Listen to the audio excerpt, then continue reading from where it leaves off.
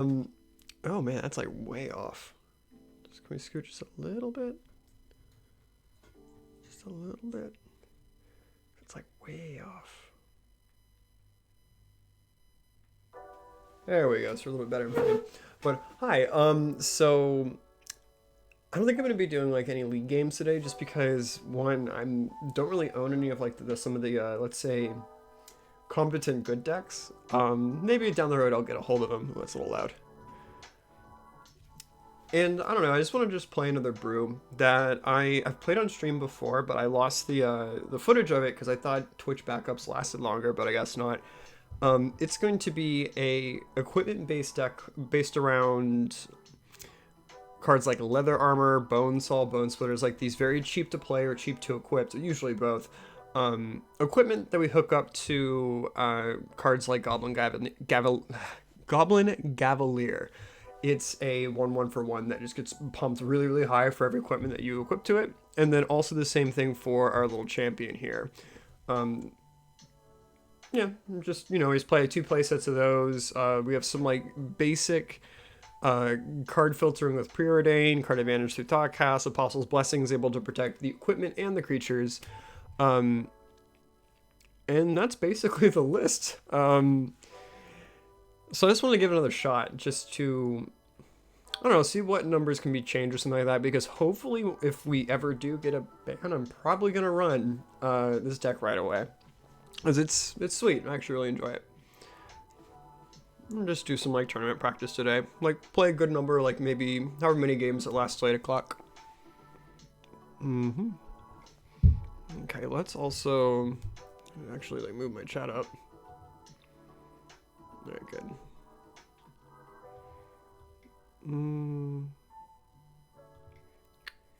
Should I just auto pair? What's going on?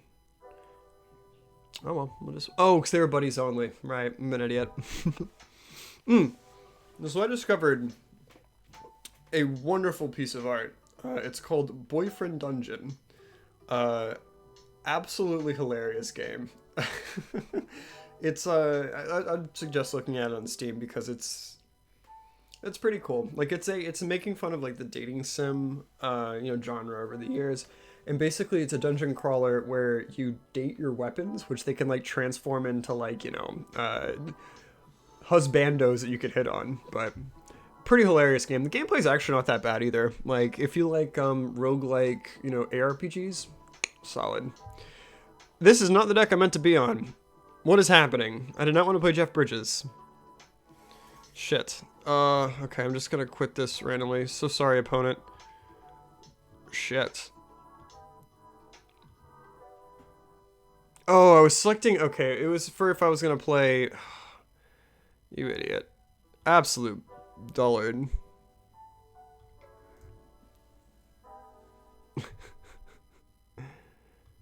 Oh, well. Hopefully they don't take that too harshly. Because sometimes I've seen people do that in order to, it's like false mulligans you can do, where it's like, no, we'll just like keep starting new games until we get a hand that we like. Yeah, usually we want to be on the play. Nope. No lander's not good enough. 2-lander plus some legs and a lot of boots seems really good. What would I probably cut?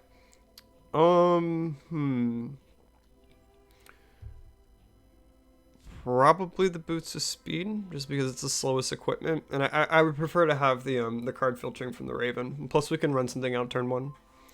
We need to get rid of this stop here. That's from us playing Aggro Souls yesterday. It's important you had that. Alrighty, so let's slam down Homeboy here and then just play our good old Silver Raven. I really like this card a lot. It's a dope like trinket mage target. And having it also like be a like a not really an opt, but like just a nice scry effect that has legs. It can hold an axe just like anybody else, so it's not a bad card. Do we want to go to 3 lands?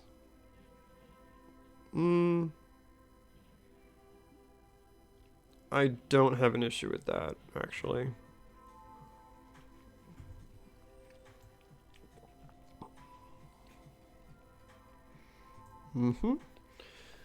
We also need to figure out what our opponent's on, because that will decide if we want to hold our champion back a little bit. And blue? Interesting. Interesting. So we could stick our guy now? Oh, this is a mill deck? Alright. This will be interesting. If we can find out if the deck can go fast enough.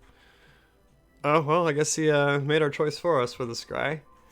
So, given that, let's just run in our champion.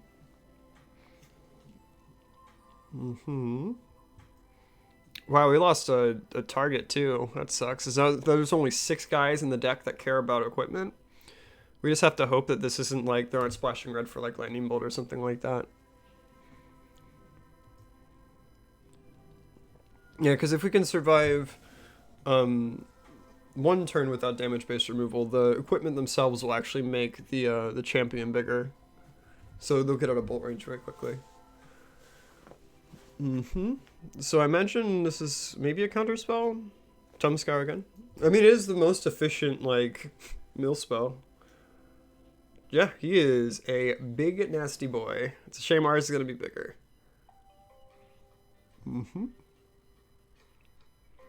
Oh, if that land was untapped, we'd be able to play...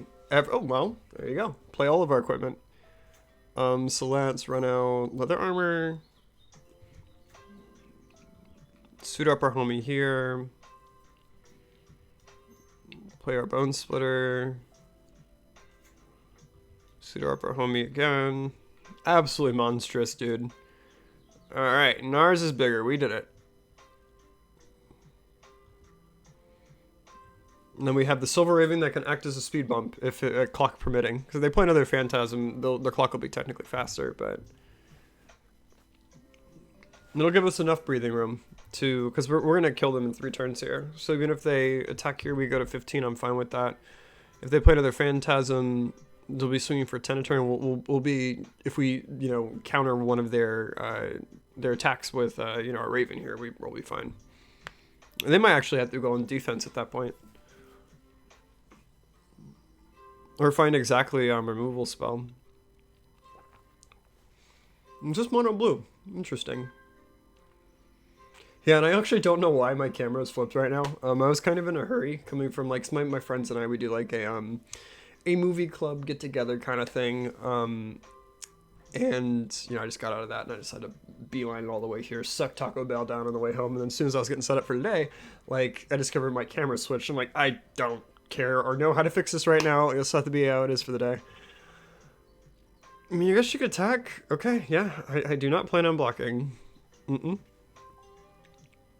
Nope. Fine by me. Another set of armor. Okay, I'm fine with this.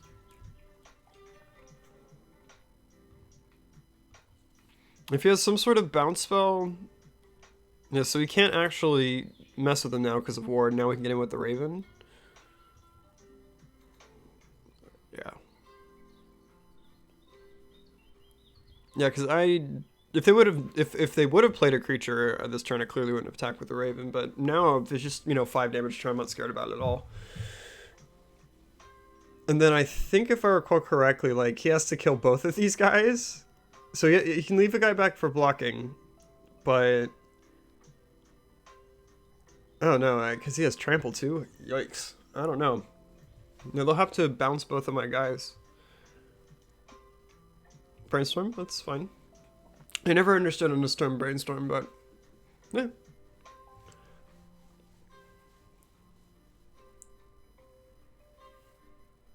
Yes, you can filter the draw you get, but just why not cast it during main phase? I don't know.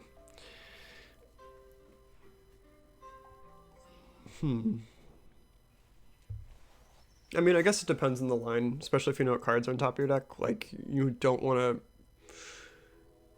yeah, maybe if you have options, but like, say keep up Brainstorm, I don't know. But I'm facing down double ward, like... I really like the ward mechanic. That's very nice. It's like a nice middle ground between,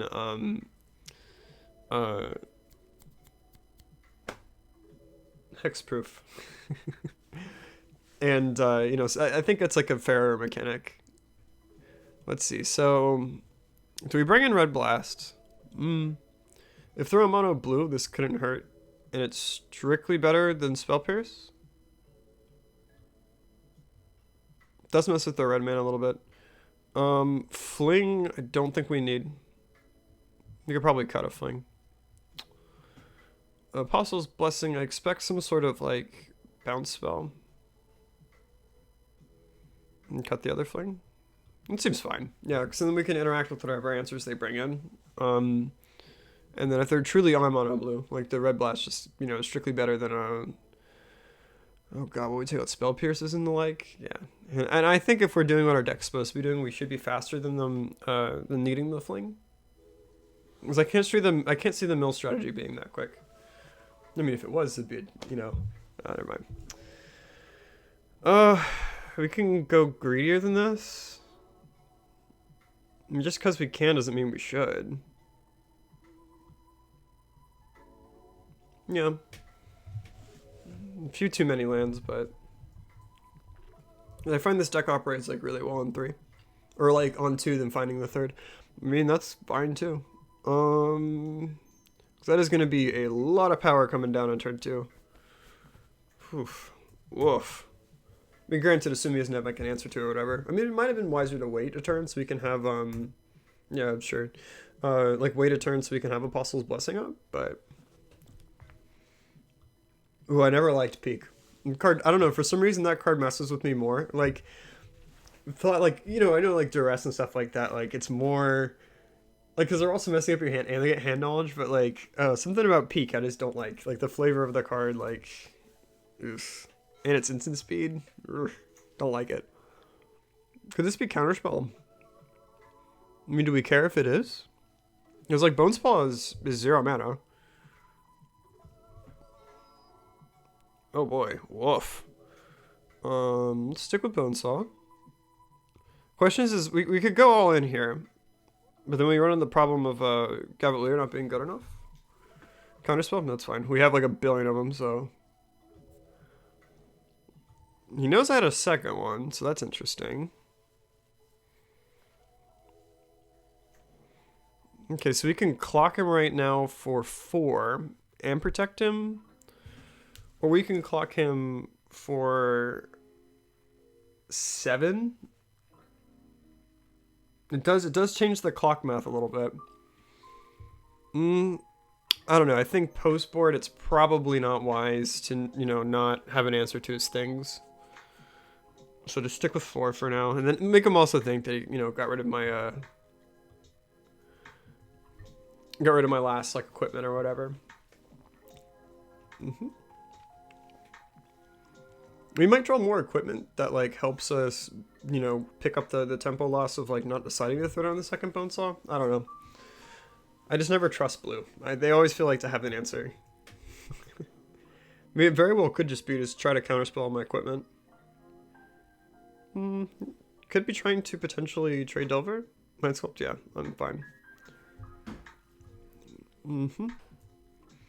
We might have to use this Apostle's Blessing just to get the Cavalier through again. So he doesn't die. That's not great. Bone Splitter again. Oh my goodness. I think we're gonna stick with Bone Splitter. Equipped, and then hold up Apostle's Blessing just to trade the blessings with the Delver.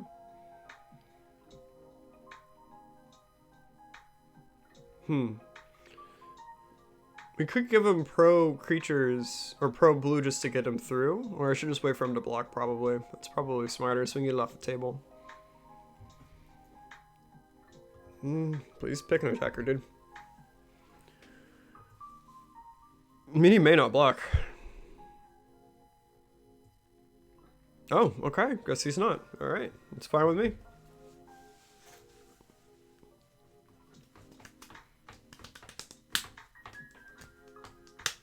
It's pretty solid. Oh, I probably should okay this.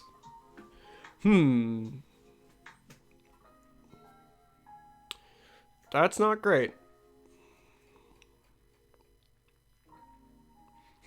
So he's got to have some sort of answer, like, because I know Echoing Truth they play.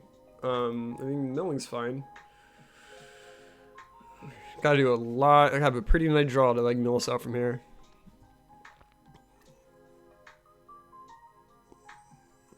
Okay. I mean, there could be a signal that he plans on blocking to stay alive, because that will put him at 1.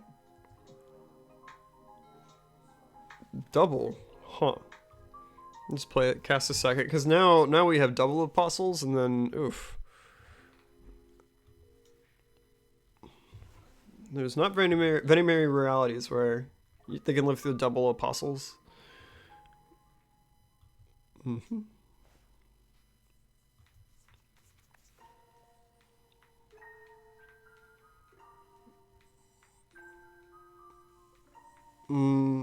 Is it worth saving him? I mean, he's just dead if he blocks. So yeah, put it on him to actually like change the state where he doesn't die. Okay.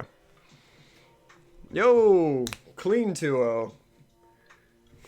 Very quick one too at that. Very rarely do I start a stream at I think it was like 4 minutes late, and then I didn't even think I joined games until like 6:10. So yeah, it's 9 minutes for a whole round. God bless aggro decks. No, if there was an archetype that I could just play forever, it's aggro. Just love it so much.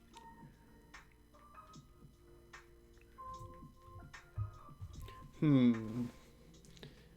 wonder if people would rather watch me stream Dungeon Boyfriend.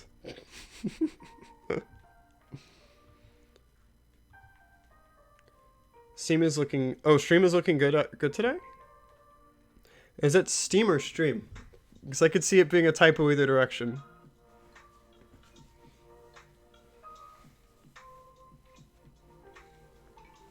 Stream? Oh, okay. Cool. Yeah, I got a new computer, so it helps out a bunch. It's not like having a hot plate screaming next to me the entire time is kind of dope. Oh, looks like my game's starting. And it's like also not, the camera's not hiccuping up as much. I don't know why the camera's reversed. That was a new quirk that happened today. I don't know why it happened, but I'll have to figure that out after this. So this hand's got a lot of like equipment. The bird's not bad. Got a lot of ways to like dig through cards we don't like, so I'm fine with this. Have you finished archiving YouTube? Yeah, what was online I did. Because I learned there was like I think like a couple of streams that I missed. Because I didn't know to archive them right away. I think like the first 3 weeks. No, I'm sorry, first 3 streams I didn't have an archive for. But everything else I do. Chromatic. What is this? Is this affinity? Interesting. You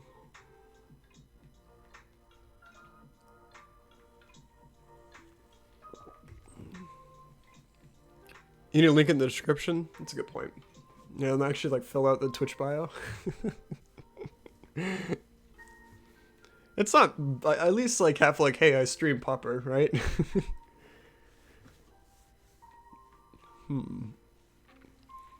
Yeah, what's weird enough is like I think one of the videos has like I think like 15 views or 10, something like that.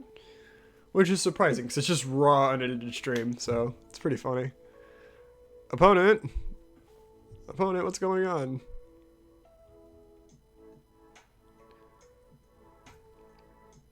Opponent.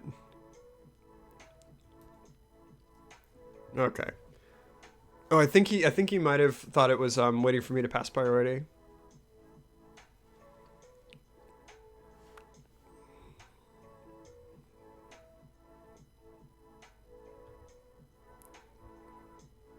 Maybe good luck, have fun, make sure he's there. I don't know.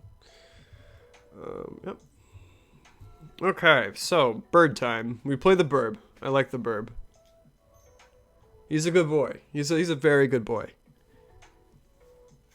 He's not as powerful as the goblin or the screaming barbarian, but he makes up for it. I don't think we want this land. I'd rather draw like something dope. Particularly like a creature that scales with equipment. I'd prefer that over, like, I could survive on 2 lands. We do need to desperately get to like something that scales as quickly as possible. I think this is affinity. Alright, so the opponent is there. You wish me good luck. Fantastic. Oh, this is like low to the ground affinity. They're playing like frog mites and stuff. Yikes, we have to go fast to kill this deck. Budget Callblade is back. Yes, it is. No, this is actually blue-red equipment. I could play Callblade if you want. Even though I think that list had some like pretty fundamental design issues. This is just like good old-fashioned just equipment and dudes. I'm just gonna put the bone saw on it. Don't really see much point in playing the leather armor. I think it's better just to preordain. I probably should have preordained first if that was in the list. Oh no, I don't mind the equipment deck. Yeah, I like it too. I think there's just some... I need to figure out... probably don't need a protection spell. It's like it's missing like 1 or 2 really sweet additions, like, so I can just replace the Faithless Sittings. Though if you're taking requests, Jeff is a given. Oh my god, I love Jeff Bridges, so good. Yeah, because I'm gonna be it's gonna be kind of low-key today, because I think my last like 2 weeks I've been playing like just league matches and just getting my faces stomped, and I'm like, it's finally gotten to me. I'm just gonna, you know, just go back to practice rooms and wait for the let's say the scariness of the meta calm down a little bit with a couple bannings, because I don't know, I don't want to play the squirrel deck, everyone's seen it, you know, or affinity, everyone's seen it, you know. So yeah, I'll run Jeff Bridges after this. I'm down. Oh god, it might be quick. That is a clock. My god, my friend. Now we can start slamming out 4/4s. My man. Ooh. I do like eggs. If you haven't, have you seen the eggs list? I think, I don't know if it was one of the streams you stopped by on, but eggs is surprisingly, it's quite a lovely batch. It's a pretty good brew. I mean, I really enjoy the shell, like.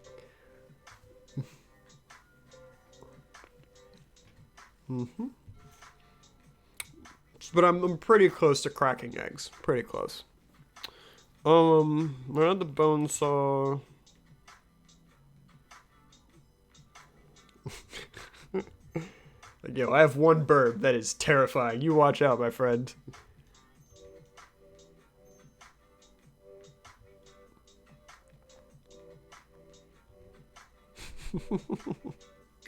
Granted, his clock's much bigger. I mean, I guess I get to hit first, if that counts for anything. Alright, this burb is apparently carrying 2 bone saws and a bone splitter. Hell yeah, dude. Just like picturing that's hilarious to me.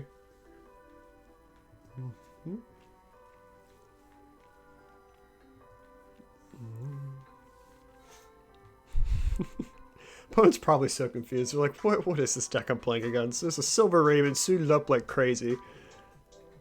I mean, if he plays 8 Tog here, I think we're just dead. Because he can just like swing with the team, 7 us, put us down to 11. Oh wait, but then if he sacks the board... Yeah, that doesn't kill us exactly. Burb just drops that stuff in his head. And like in the picture, this thing is like, you can see it's like maybe this big. Like, yo, you know what? It's the birds from fucking Hogwarts. That's what it is. They're the ones that like fly across the country and like, you know, deliver like brooms and shit, which again makes 0 sense, but it's okay. Head was a beast. He did not skip leg day. Now, there was someone that pointed out something that like, now that I've like heard it, I can't unhear it, which is like, why would a society of wizards that can teleport bother with the mail? Why? They can teleport, like they can bring stuff with them. Like, why would they rely upon these avian things that take forever to get places? It's crazy. Come on, Rolling. Shit on a book that's like 20 years old. There's no reality where we win this. No, yeah. There's a Tog, my friend. Mm-hmm. Hmm.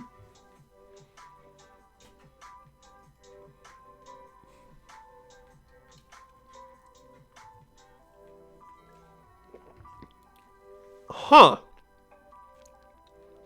Is fling good enough? I don't think so.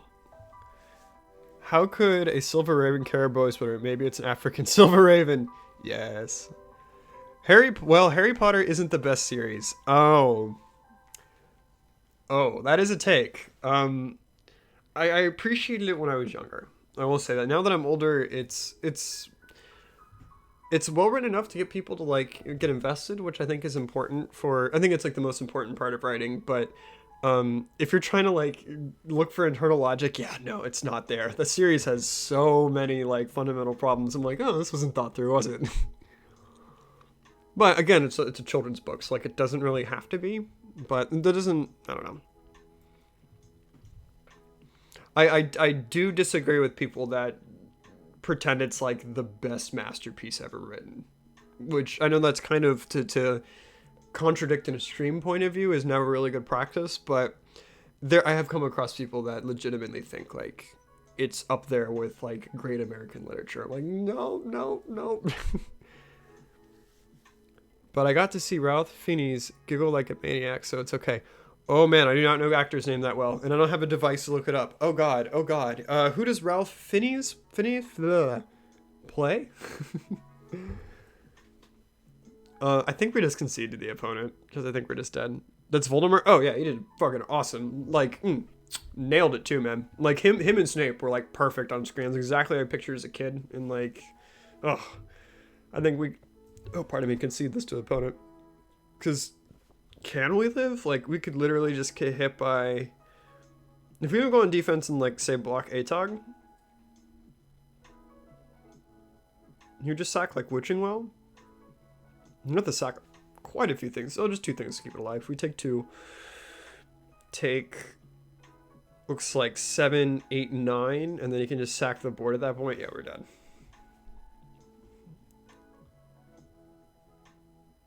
Yeah.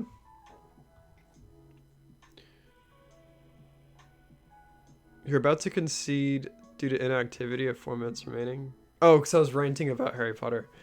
The movies are okay. Like, I don't know. I think I was the one psychopath that was cheering whenever, like, Dobby died. Like, I fucking hated that character so much. Let's see. I think we take Blue Blast just because deals with their flings. Spell appears. It's a little sketch. We have to find one more cut.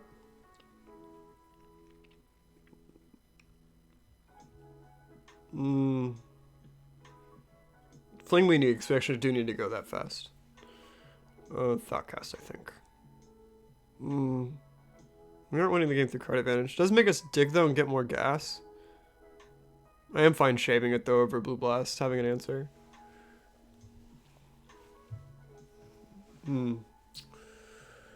But, no, it's like, I remember, because I was in a senior in high school when the last book came out. And there were people, like, losing their minds over, like, Dobby dying. And I'm like, I found him kind of annoying and kind of strange. Like, very bizarre. Like, this hand's so close to being really good. I can't remember the context anymore, but it went through all the Harry Potter films, and for some reason we laughed our asses off at Dobby dying. Oh, yeah. God, I don't remember exact, because I haven't watched the films in forever. I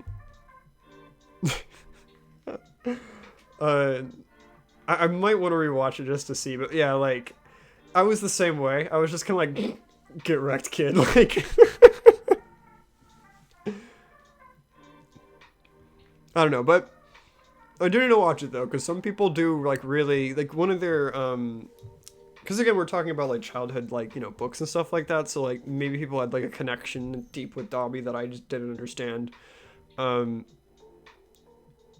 Well, because I think he was like like a sympathetic character that was like dialed up to the max, where like it was like every single like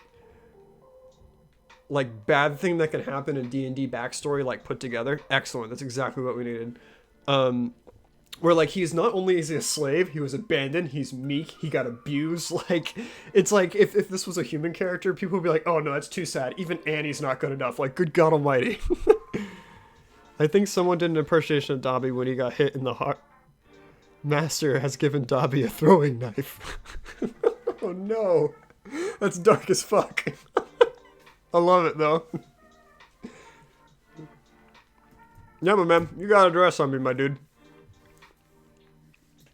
He probably has an answer for my my creature. I have a feeling this is gonna tell us like what the rest of his hand is. If he takes, I would probably take Bonesaw if I were him. It's the most gas. Yeah, okay. And he probably has an answer for the goblin. This guy kind of looks like Dobby actually. He's got that little like Dobby looking head on him. Yeah, maybe a Goblin Gavineer is like what happens like. This is Dobby in its pure form. Actually, it's going to murder wizards right now.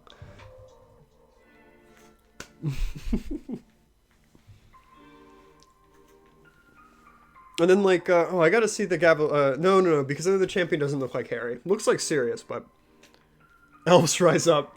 Yeah, that would be a really confusing deck list slave. And they're like, why is this like? Because like every single time I post an article with like, you know, these deck names that some of you guys come up with in the chat, they're just like so confused, like, why the fuck is this called Jeff Bridges of all things?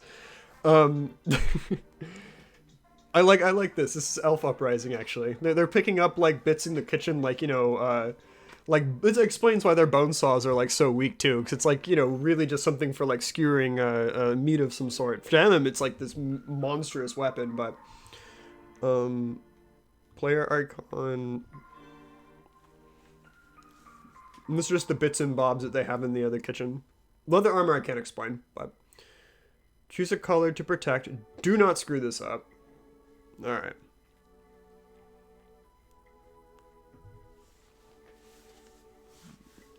That was a very lucky top deck, actually.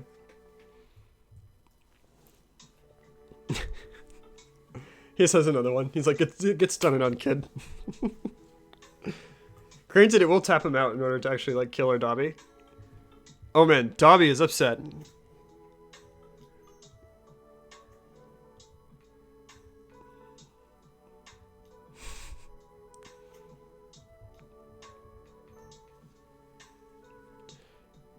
And like, could you imagine, like, so clearly the technology exists to have like, you know, rooms that can, you know, get you whatever you want and stuff like that.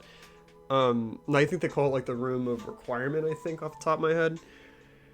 Like, if that existed in society, like the entertainment industry overall would just collapse overnight. And also like goods production, the food industry, and like also it gets kind of crazier too, because like I know they I think they established in the books that like you got a second one. Yeah, that's fine. You got it, my man. Dobby. Master Cape Dobby and Electric Blast. But at a certain point you have to almost start hating the wizards because they're watching like, you know, like really fucked up things happen through history, like Black Plague, the entirety of the Irish potato famine. Let's see what else. There's a lot of OP stuff in Harry Potter. Yeah, it's like it wasn't fucking thought through. Oh my god. But no, like the wizards have seen like all these horrible atrocities and they're just like, yeah, but they don't like us though at one point. So like, why would we solve their problems? Just the room requirement alone would just solve world hunger immediately on the spot.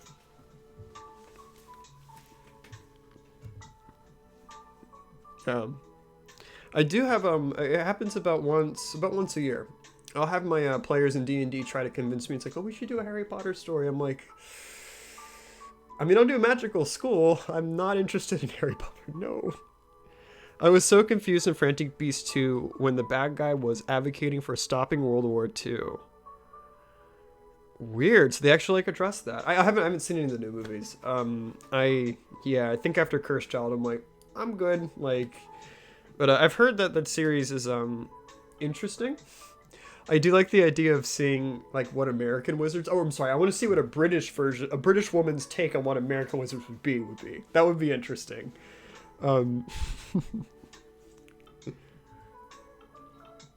Boots of Speed. Oh man, that's actually pretty sweet. Whenever we do finally get our creature, this is gonna be dope.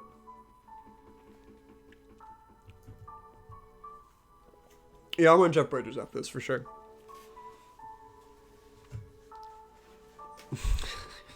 The bad guy was advocating for stopping. Wait, he was the bad guy? What the fuck? And so that means that like it was framed as like this evil shit. Like, that's funny.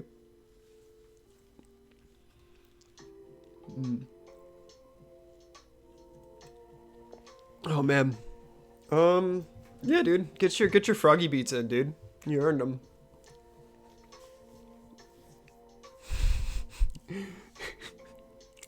It's like playing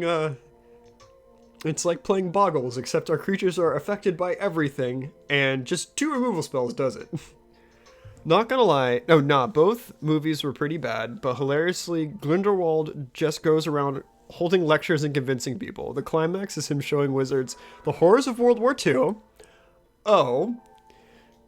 And says they need to enslave muggles to prevent it. That seems a little extreme. And also, it depends on, too, like, where... Because, like, a lot of the themes that Rowling used to actually, like, you know, talk about, like, Death Eaters and crap like that, she was, like, firmly against fascism. So, like, it's... Like, if it's in, like, the same way of, like, German fascism bad, like... It's kind of mixing the messages a little bit. It's not like...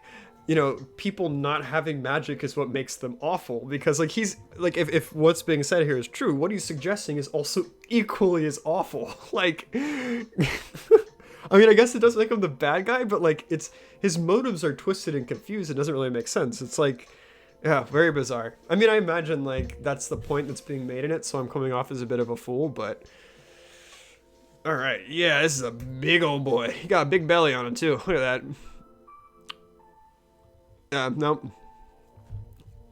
So the good guys luckily swooped in and arrested him. Ah, yes, because that is what stopped Hitler, was a quick arrest. That's what did it. Very weird point to put in a climax.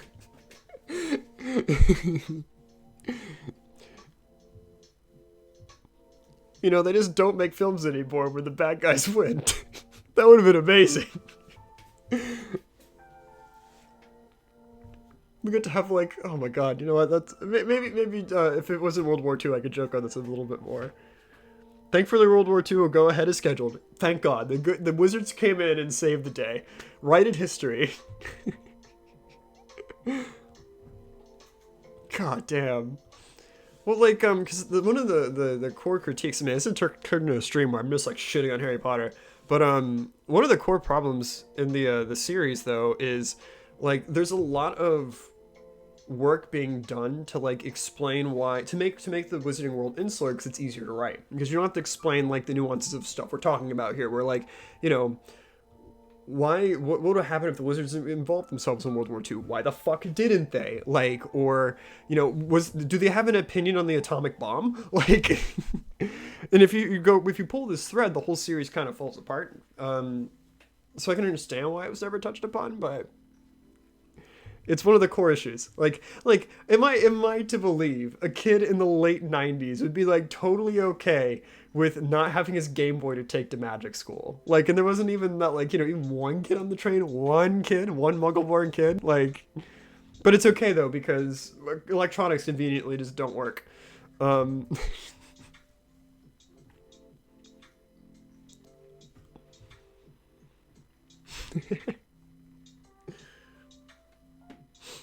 Jeez. Yeah, we're just super dead. I'm just swinging just for the hell of it. Yeah, you're good, man. We're just gonna take a walk with Jeff Bridges. But now you know the bad guy advocated for stopping it, but gladly they changed their mind and stood at the sidelines. Good. Because, you know, what's even stranger is, like, since I haven't seen it, like, whenever you say, like, the atrocities of World War II, are you talking, like, more like the the perils of war, or like going full Auschwitz? Like, is it like, oh, war happens? Like, what? The World War II wasn't unique and horrifying shit that's happened in mankind's history. Like, I mean, it was special bad because of Auschwitz. Again, no. I'm just talking about the concept of like horrible brutality. This wouldn't be the first time the Wizards would be privy to that, you know? Like, just like the fucked up shit that happened in like, especially in like the Middle East and stuff like that, where like the lines of power were constantly waxing and waning. Like, yeah, a lot of fucking people died. Like, if they just showed the brutality of war, that would make it still doesn't make sense, but like, they could still like stay on the sidelines, but like, yay, people are dying. Like, it's such a bizarre message if that's the case. Like, no Auschwitz, mostly bombs and planes, atomic bomb. Okay, so it's more of like just saying like war bad, which sure. I think most people have that stance to having to see any of it.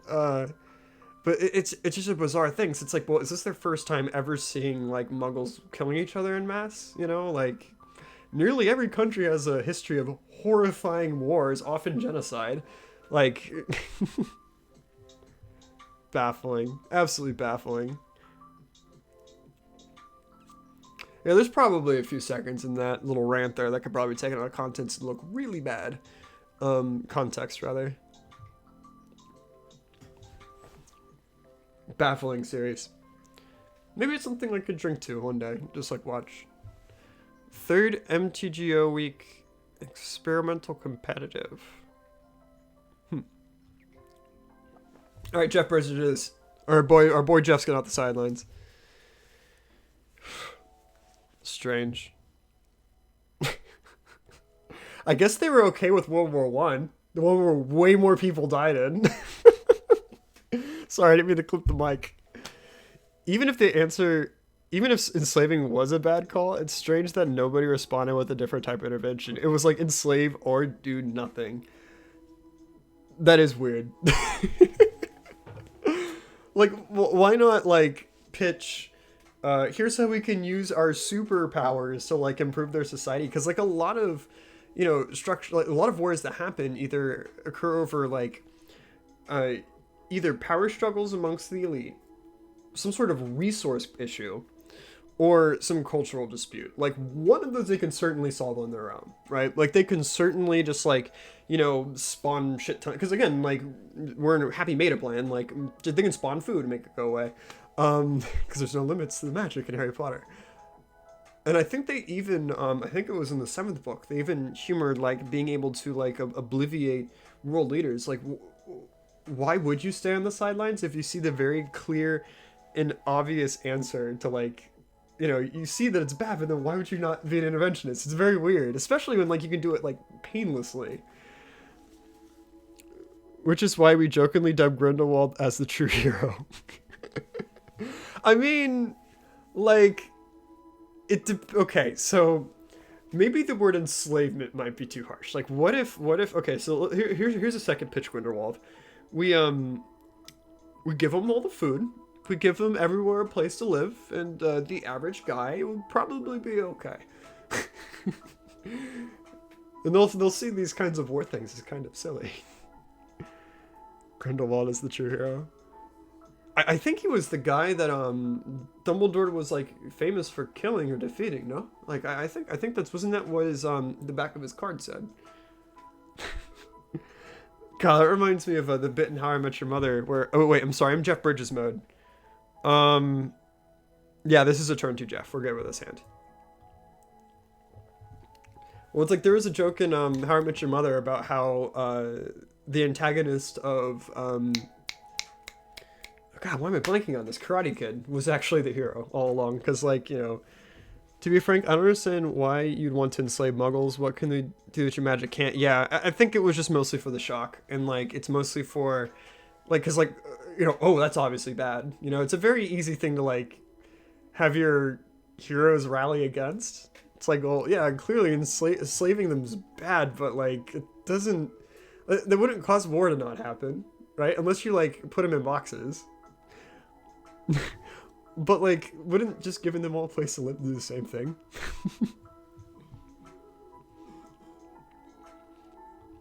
Yeah.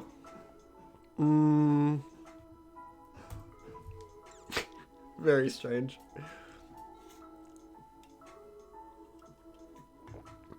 Goodness. Oh boy. Oh man. This seems like one of those fun games for sideboard. It's all for the sake of analogy, but doesn't make sense if you have magic. Real world save really at least has use. Oh, so it's like you're able to like capitalize on the the fact you have slaves. Sure, sure. I mean that's most of the reason why people bothered with the whole practice anyways was just because you know it lets the people with higher status in society to be able to like get away with just fucking brutal unpaid labor and like you know and so yeah no. So like yeah, like if they have magic, they would have no use for slaves. Actually, why is Dobby even enslaved? What the fuck? Unless they just like the pure ownership of a thing. Sorry, but if you could just make shit flow out, flick of a wrist, why even bother? Yeah, I mean, like, I do contend there are, like, true horrible psychopaths in the world that, like, just like controlling people. I know those sorts exist, so, like, that would explain why, like, they would just have slaves for fun, as fucked up as that is to say. But I can't see a majority of a populace being okay with it. You know, even like, yeah, no, there would be too much of a pushback. There's no way that would work. Especially like you said, like you have no need for slaves. You're a fucking wizard. Like where's the moment where well then again, no, can I think of a wizard that in literature history that's been like a slaver? I mean, outside of like the obvious metaphors like necromancers or you know supposed to be like slave owners. Um, hmm. Interesting. Hmm. And we'll take a big old fat hit here from these guys, and then they're all going to die. It's gonna be great. Yeah, I mean, like Harry Potter, it's this series like it's not bad. Don't get me wrong. It's because it does like make people like feel things and stuff like that. Cause like if I would equally like pick apart like you know any like I don't know pick any video made by CinemaSins where they like needlessly pick apart any piece of work, it'll eventually fall apart. But man, some of the sweeping moments, I'm just like, oh, wow, they're really laying on thick here, boys. Like. I don't know. I think Harry Potter. I think it's because as I've gotten older, I've come to prefer. I think they're called hard magic systems more, where like we know the limits to like magic and stuff like that. Because it makes some of these conversations about like what they could and couldn't do like make a bit more sense. Like it's because it's like I think every single person that's a fan of Star Wars coming up in their life has argued endlessly with someone about what would be the smartest thing to do if they had force powers. You know, it's like the same space this is in. Is it better to wait for a creature? Yeah, I guess so. I can only imagine a wizard being a slaver if the only magic he can possess is mind tricks, but then you have telekinesis and the like, and the extra labor is no use. True. In particular, the Harry Potter, outside again, like someone just being a dick, like Grindelwald or something. Or I could see Voldemort being like a slaver type. Like the system doesn't lend to like slavery making sense. Now I suppose like mind tricks. Yeah, I think because like isn't that what thralls are all about with like vampires? Huh.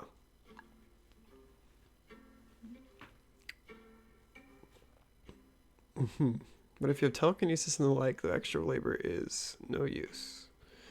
I mean, especially when you consider it from like the just like the average wizard in Harry Potter, like they like just one wizard can do way more work than I would suspect. Let's just make the number lowball and say like 20 muggles in an afternoon, you know? Like just that's just one and there's unknown thousands of them at this point. Like the GDP of the wizarding world must be insane.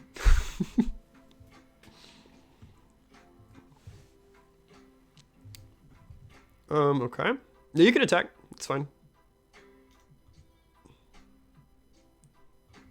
And I will say, I don't know why the mind erasing spell Obliviate isn't an unforgivable curse.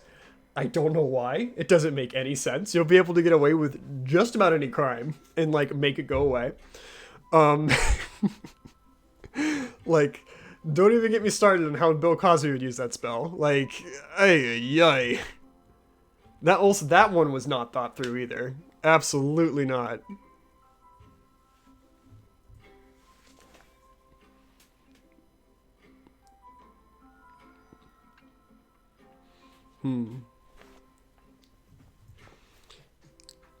Yeah. Well, I mean, it's in the because like this goes back to like themes mattering more in Harry Potter, like like torture, death, and stuff like that being like thematically more important from like a theme point of view for the story than like checking to make sure if the world that's being crafted makes sense. Because like yeah, that is in terms of like a society, like you cannot have that, like that's not good. Yeah. Let me think. Goodness. Do we just like get 2-for-1 here and not give a shit? Yeah, I don't mind it. But at a certain point, he's got to use his Goblin Grenade, right? And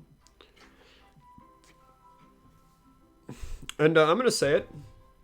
I loved the 9th Star Wars movie. It was fantastic. It was make sure we attack. That movie was so much fun to watch. It was not very good. But my god, was it fun to watch. Because like since the Last Jedi had kind of like it didn't act very well as like a middle act. They poor JJ had to like do set off and payoff for a trilogy in the same film, and it got insane. Like in the end, it just started getting like ridiculous. Like I think Palpatine was like summoning ships out of the ground. Fuck it, sure. Like it got bonkers. Like you know what? I will say, I laughed and I cried. Not in the usual ways, though.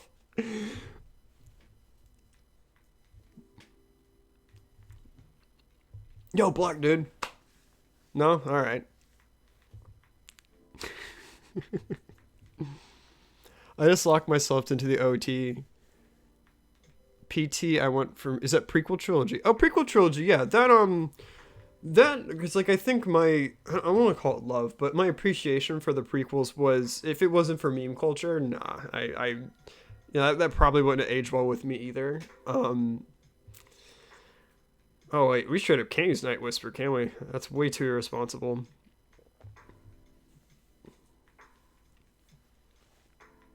Well, I don't know. I thought the prequel, the games for the prequels were amazing. All the video games for the prequels were awesome.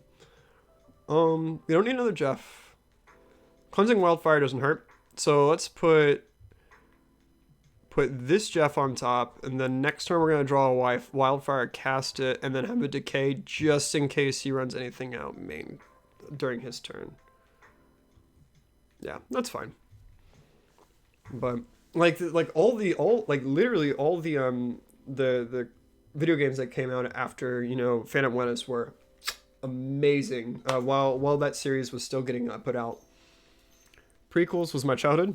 Me too. Then it soured with age and video essays, and I saw how much lower it can go. Yeah, no, I feel that. And especially like with like Red Letter Media stuff. I think that was my first ever video essay I ever watched, actually, was Red Letter Media.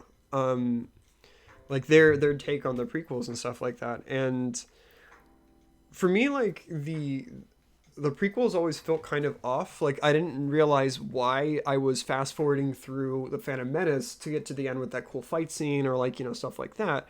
Or like I think the pod races, I liked it the first time I watched it, but I didn't understand like why there were certain parts of the entire trilogy that I just didn't like, and I didn't enjoy, and I didn't get it because this was like Star Wars, this prequel, the original trilogy that I just like loved so much as a kid, and I thought it was kind of crazy to see new films being made, because I didn't think that was good. I didn't even know that was even a thing. Like the series also taught me what a fucking prequel was, and Yeah, watching Red Letter Media, I'm like, oh, this all makes sense. He's saying things I never really put serious thought into, but it was well put together enough to where now I understand. Oh, why I get why some parts did not land well, but yeah. And what's sad too is like, oh man, so it was like one of the last times I was in a vape shop. Must have been like months and months ago. So I'm like waiting to get like my vape juice order in, and wow, that's a big dude. Woof, woof. So I was like waiting in line, ready to get my order, and there was this dude that came in out of nowhere, I might add, and he starts ranting at me about how he went back and watched Game of Thrones, and he's like, actually, the ending makes sense. And I think he missed the point of a lot of people like complaining, which was like, it's not that it didn't make sense. It's just, it was too goddamn fast and short. There's just so many fundamental problems. Oh god. So we might have an opportunity to take a hit here that we're not crazy about, because he can pump it to a 4/4, put us at 2, and then any burn spell, we're dead. Never checked out Mahler and the sequel stuff. Those videos are long. Yeah, actually, I did watch through a Mahler series.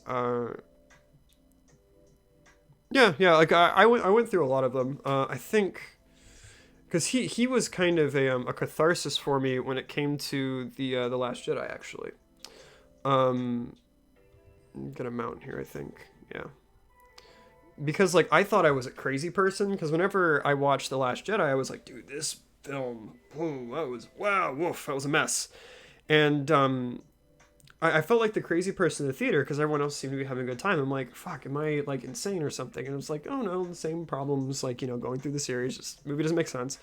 And yeah, I just sometimes I don't agree with hmm, hmm.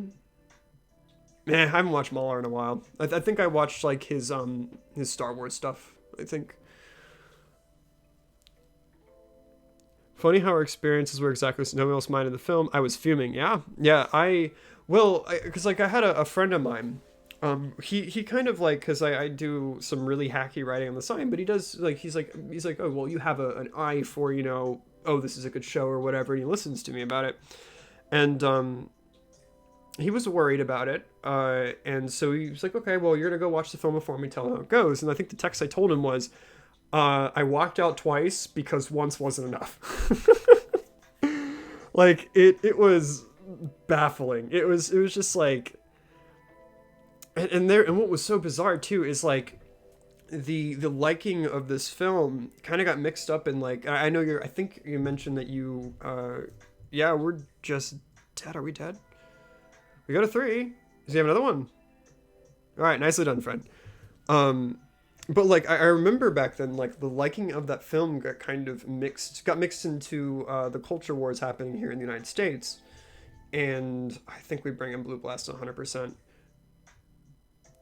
And like I remember, especially online and on social Reddit was pretty bad about this too. Actually, where like whether you liked or disliked it, independent of like people did not know what my political beliefs were, they were already filling in the blanks just because of how I responded to The Last Jedi, which is so bizarre. It's like, no, the writing just didn't make sense. I don't know what the rest of these fucks are on about. Like but yeah, I sent my friend that text that it's like I had to walk out twice, and he's like, he just sends back, oh dot dot dot. I'm like, oh crap, I'm sorry, man. And that was a very strange sensation. In what way? And just like kind of going through like the film dying in front of you.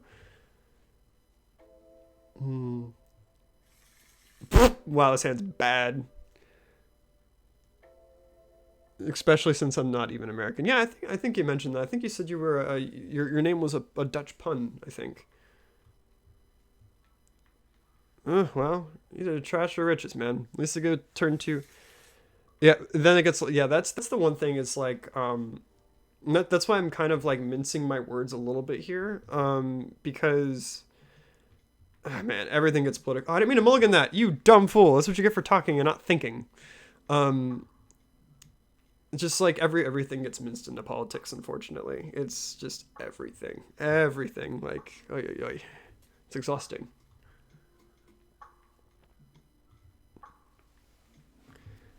Because, like, I think I went over to my buddy's house and we were getting ready to talk about, like, I even brought up the boyfriend dungeon. And, like, because I mentioned, like, oh, yeah, I found this game. It's hilarious. I love it. And his wife starts filling me in on, like, yeah, did you know there's, like, a huge, like, thing that's happening around that game right now? And she, gets me into it. I'm like, oh, my God. Like, even everything, it has, like, some sort of protest happening. And it's like, oh, goodness gracious. There's just creatives trying to do their job. Some of them suck at it. Let it go. It's not a political statement. Interesting. Faithless looting in a goblin aggro deck. You guys have enough goblins. You shouldn't have to worry about that. But yeah, move away from the direction of politics because people get too heated on that one. I'm just excited to see what the last Smash character is going to be for Ultimate. To be fair, I guess Last Jedi was more politically written than the prequels. That's a good point. Like, I think there was, like, the bizarre, like, very strange, like, oh, let's take a second real quick and, like, talk about, I think there was, like, some sort of environmental animal control thing after they got a parking ticket. It's like, what is happening in this film? I did watch a really good video essay, though, about how the, like, just looking at the themes of what was being written so far in the film up until like the very last minute, like if it seemed as though the movie was setting up more for the twist being that the good and the bad guy become friends and then they go and take on the big scary bad guy. And that would have been a far more interesting film. And a lot of the stuff that they were bringing up, like a lot more of the grayness between like, these the force up until that point had been, split between good blue guys, bad red guys, and then just kind of making fun of and twisting the lore onto its own head. And that would have been actually very interesting. But I wouldn't be surprised if someone up at like some producer for Disney would be like, no, we can't have our our main character that little girls are buying action figures of join the bad guy that don't want to make the parents have to have the conversation. Like the guy that just killed Han Solo is now the friend of the hero. Like, they abandoned their mission and friend just to ruin some rich people's night and got him, I guess. Yeah. And then also, I love how their job was to go find some like security professional, I think it was, that like, so they could stop the tractor or whatever the dumb thing was. And like they couldn't find the person, but once they go to prison, they find someone that can. So like, I guess this guy's power wasn't that unique. Like, and then I had one of my friends. He was one of my players in D&D. He just kind of like after he finishes watching it himself, he goes like, that seems like something you would have to do because we screwed up. That we put someone that just so happens to be exactly what we were looking for in the jail cell with us. Very, very strange movie. Very strange. Oh my goodness. They took the horse bees, but not the slave children. Okay, yeah, so this series is a different stance on slaves. Good, we had to cover slaves twice in the same stream, that's good. Our new heroes, ladies and gentlemen. Yeah. But it's okay though, because the kid got to summon a broom, and it showed that he has hope.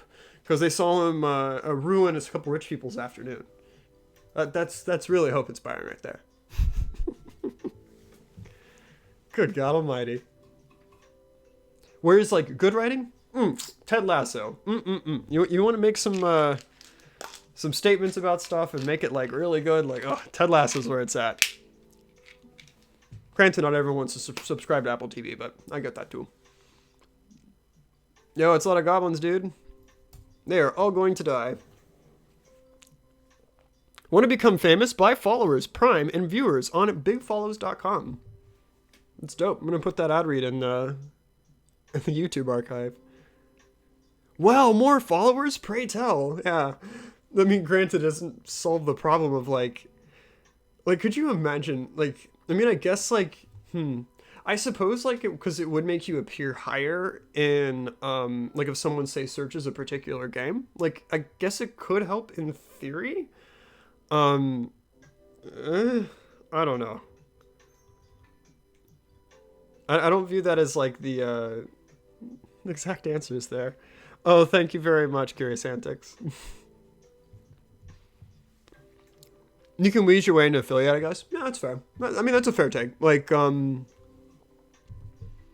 don't know. Maybe that's the foolish part of me, naive part, where it's like, no, I want to earn this if I ever, get higher in the viewer numbers.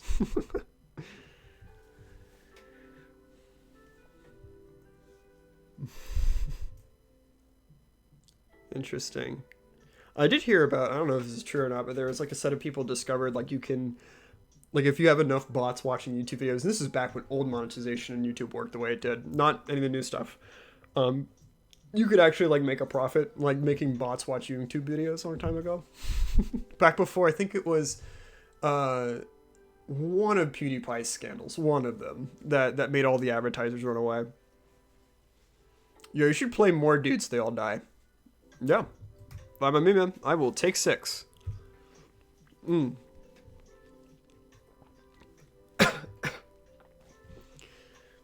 Mim.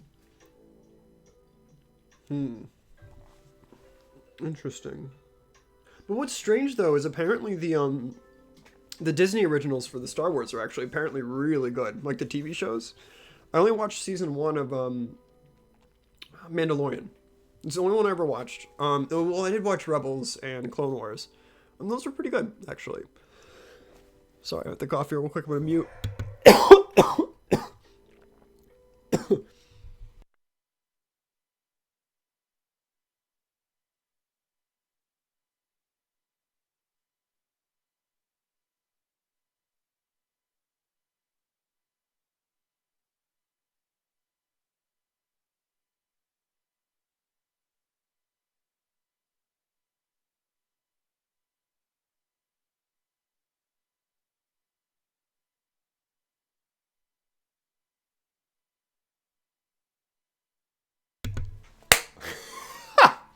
So I missed. So I have a kill switch on my mic. That's hilarious. I guess I missed it. But what I was saying is the new the shows have been really good for Star Wars.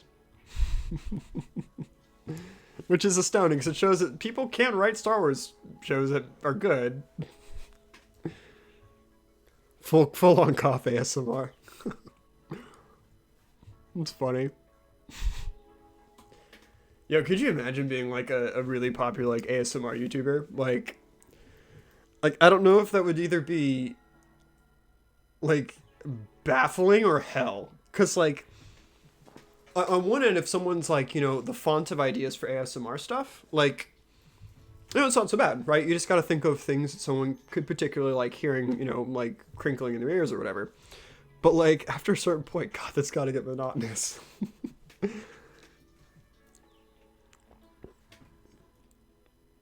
I suppose it's no different though than, I don't know.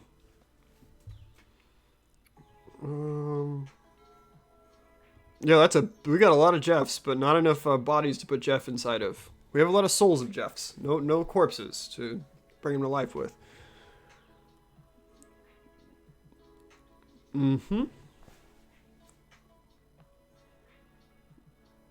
Yo, it's sick. ASMR is a weird space. It is. Yeah, it's interesting. I will say that. I do get that.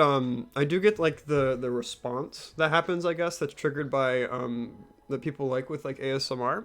For me, it's not a good feeling. It feels very uncomfortable. But I can imagine somebody liking it. So I know a few people that do. As Star Wars goes, I stick to the films. The shows burn me out too. They're only a placeholder for a good new trilogy for me. Yeah, it's just a shame that guy really likes that big homie.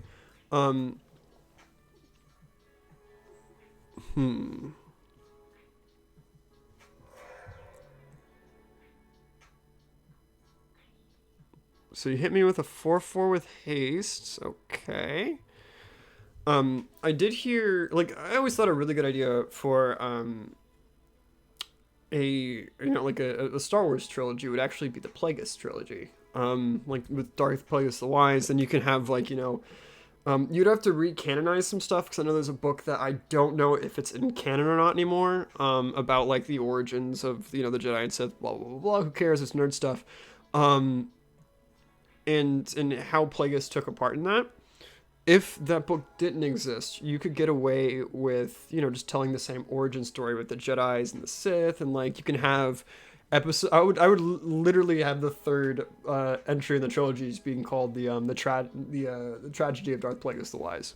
Like just go full on, like make all the nerds scream at the Dragon Con or the Star Wars Con. All the memers would go crazy.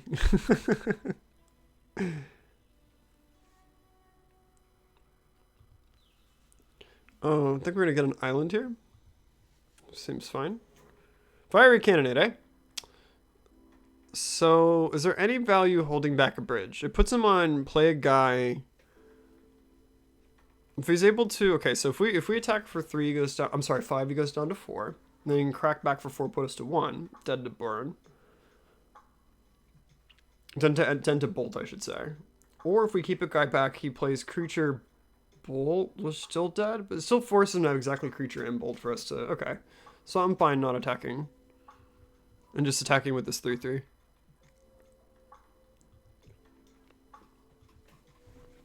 Star Wars canon's kind of fucked. I was honestly glad with Disney resetting the canon. Totally agree. I figured you could use all the good stuff to the top and call the shots on what works, but they just took a shit on it. Yeah, I mean that's why I honestly thought, like, because I was a huge fan of the New Jedi Order series and stuff like that. Like, really like some of that stuff. You could use some of the Yuuzhan Vong stuff with Nom Anor and stuff like that. So is this going to be dragon fodder? Okay. So yeah, we're going to, I mean, we might just be dead. Oh wait, but Wind Syndicon can block flyers. I forgot. But yeah, there's like some really cool concepts that were used in some of the books. It's like you said, like, use some of the things that are interesting, kind of pitch the rest. Like Thrawn as a character, amazing. Yuuzhan Vong stuff, also cool. I don't know, like instead the films have just been kind of rehashing the same things over and over again, and it's a shame that the only thing that really took a risk, Solo, was the one that I guess like the overall audience didn't like, whereas that one was actually my favorite. That was my favorite of any of the new Disney films that came out with Star Wars. Rogue One will probably be second. But yeah, Solo, liked that one a lot. Liked it a lot. It's kind of a shame that because I did hear stories that it was supposed to be like much more of a comedic thing, like more in kind with what Han Solo used to be as a character, and they just made it into this weird brown movie. Like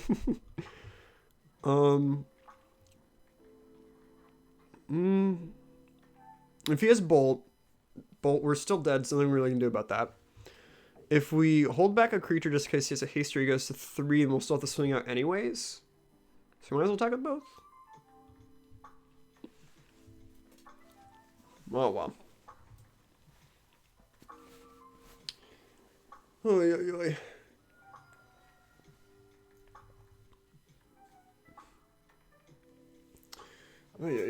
A stream full of hot takes. Next thing you know, people will hear my opinion of not being too crazy in Lord of the Rings, and oh god.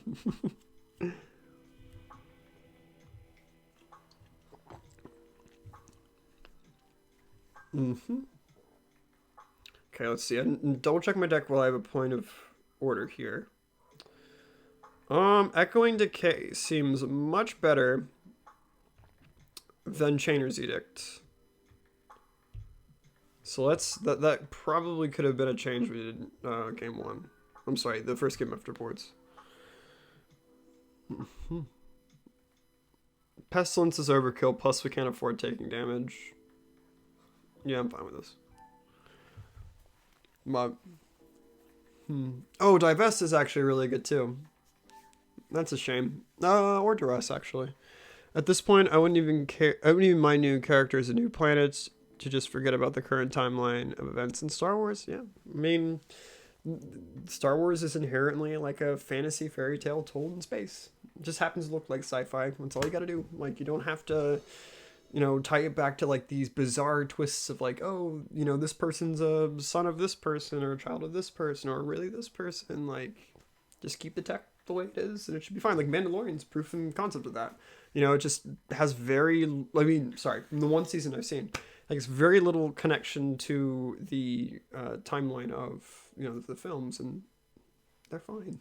You know, it's a good story. Like, it's all we're asking for, you know?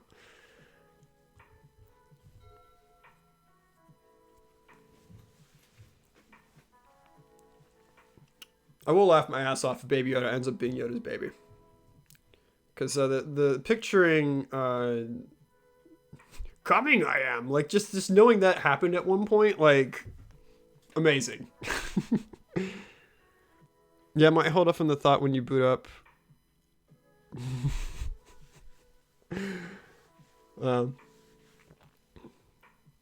goodness. Let's see, so... Alright, let's not be dumb, let's think. So we play our bridge. Have Swamp up, so we can Echoing Decay if we need to. If not, end of turns Ash Barrens and to get red source so we have access to Cannonade. I like that line. It does mean we have to slow roll Jeff, which is never good, but...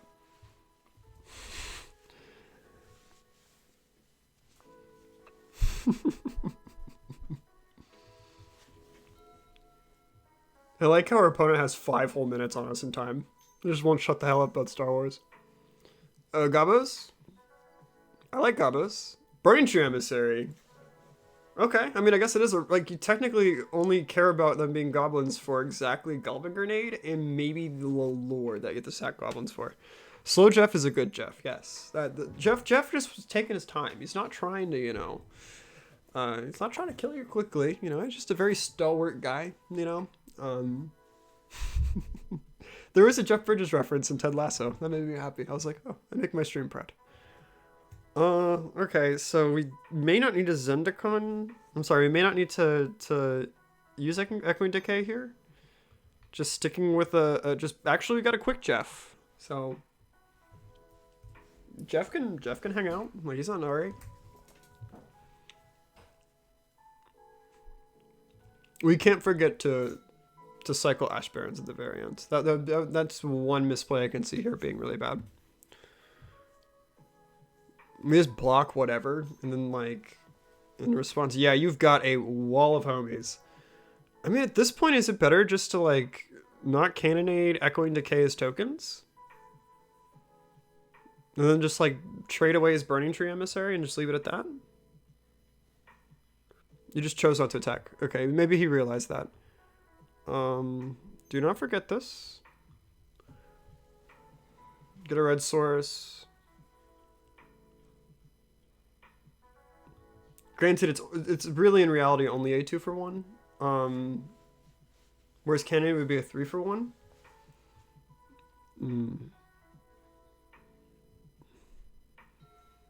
I do suppose target removal is technically better, so we might want to hang on to that instead. That'd be the only argument that can be made here.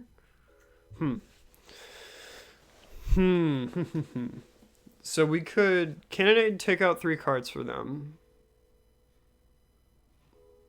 Which I imagine they're waiting for before they just, like, dump their hand. So, like, why not... You want to Echoing Decay if they try to, like, move to attacks or anything like that? And to just keep it Misfault Bridge? And then at that point, in order for this aggro strategy to work, they'll have to commit more to the board, and that's when we sweep out into the defeat and Cannonade. Okay, I think that's the game plan. Very strange. I'm not normally a control player in other formats. I usually play, like, aggro, like this, or some sort of combo deck. Ooh, you know what? That'd be really fun. I would actually be down to brew Mogwarts. That'd be a fun one to play. Like, my take on it. Okay. Very interesting. He's continuing to not... Might as well fire this off. Big brain Jeff plays, yes. Whenever I'm well slept, not hungover and well fed, I'm better at playing the game.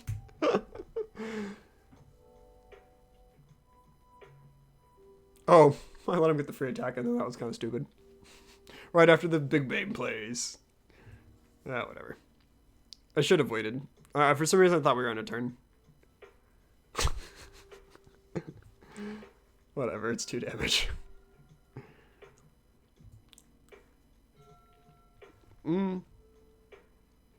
Well. No, just do my wildfire. That's this interaction actually, wildfire and the indestructible bridges. I'm sorry, the indestructible bridges is one of my favorites. It is so cool for mid-range shells, and like, I'm just really curious what's going to be done for balancing out Pauper. Like, what exactly are going to be the bans? Because still, I don't know to this day what's going to happen. We do need to pay attention to our clock a little bit more. I'm going a little too slow. Come on, Jeff. Nope. Then we set the manually patched priority forever. Grumble, grumble.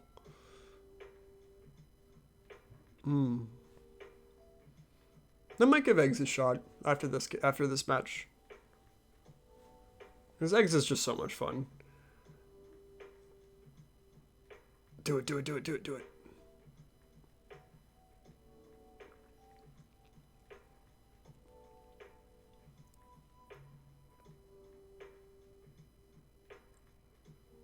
Very much in the tank. Teach by example. When the next instant or sorcery, copy that spell. I would rather not know what the fuck that is.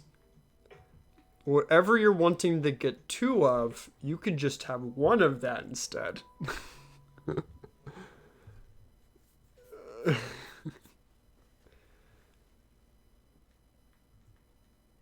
Oh crap. Did I tap badly? No. I needed to use blue. That's right. That's fine. We could take 2 more. Because now we don't really need to worry about mana anymore. Mana colors, I should say. Sorry. We only need to. This should be the last time we have to tap our creature. No, very weird. Sure, we'll go for 1 for 1. Don't care. If it means Jeff can start going to town. That's very weird. Maybe like it's a little magical Christmas landy, but I guess it could work with Goblin Grenade. Like that's not too terrible, right? Like I mean, in theory, right? In theory, you get like, ooh, maybe he runs Fire Blast. No, that's the sexy. That would have been like the photo finish. Like Jesus. I would have clapped. I would have actually unironically clapped for him. Because I love it when opponents just do crazy shit I know where we win. I mean, sorry, and they win. Like, yeah, Fire Blast, I think, like, seeing what I've seen so far, like, maybe, he only had 1 mana, so, like he couldn't use Goblin Grenade there, clearly, because he only had Burning Tree Emissary, but, like, the ceiling would be the Goblin Grenade. Though it would be strange to try it at 16, true. Like, that's a good point. See, this is why we held Cannonade back.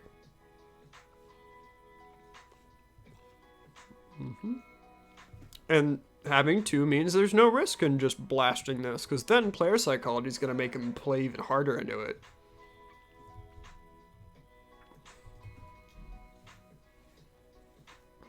That was kind of a very lucky draw, because I didn't have to even think about playing the Cannonade. Just like, that seems fine. Honestly, if like he doesn't really have a very committal board here, I might double suit up this Mistfall Bridge here to make it a 3/3. Never had to do that one before. Teach by example. Okay, we get to figure out what it is. Okay, so double T. Okay, double bolt. Sure. Yeah, you got it, man. I am at 10.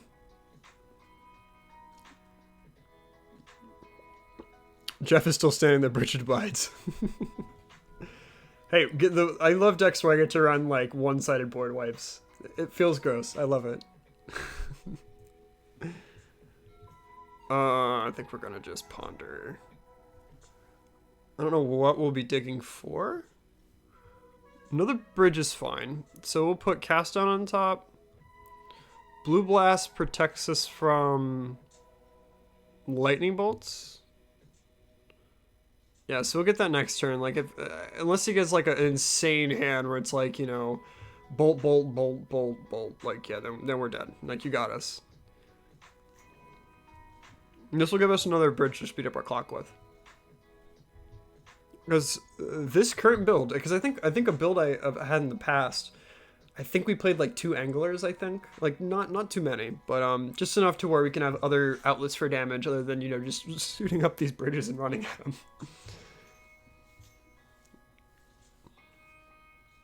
Okay, more mantra. Okay. Yes, good, good. More creatures. Do it, do it, do it. Mm-hmm. Do it more. Sacrifice, yeah, that is a good one. Yeah, I take 4, dude. That is fantastic. I think we could just fire a cannonade here end of turn. Just cause like, if like any creature, like we could just keep a bridge back from here on. And then also we have the red elemental blast coming up. So like, or sorry, the blast that deals with the red cards. I should just say it that way from now on. So even whatever the hell that card happens to be, we could just, you know, ignore it. Maybe we, okay, good.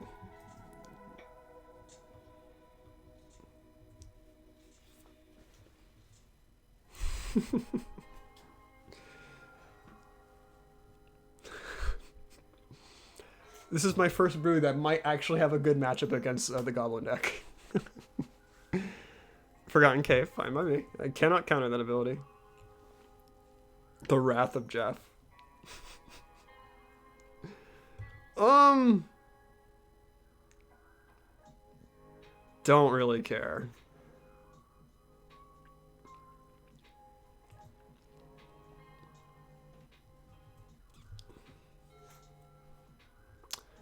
I forgot that was I legitimately forgot I was in top bar deck. It makes us look way better than we are at this game.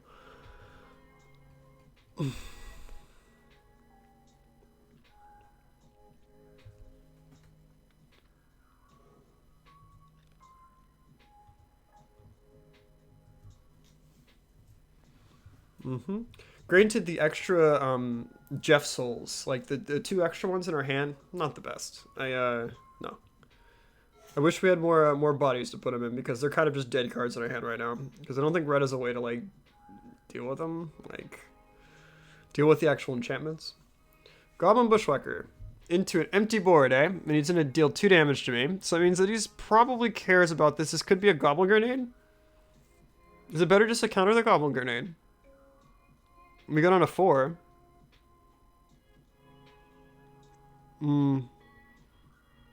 Nah, just counter it.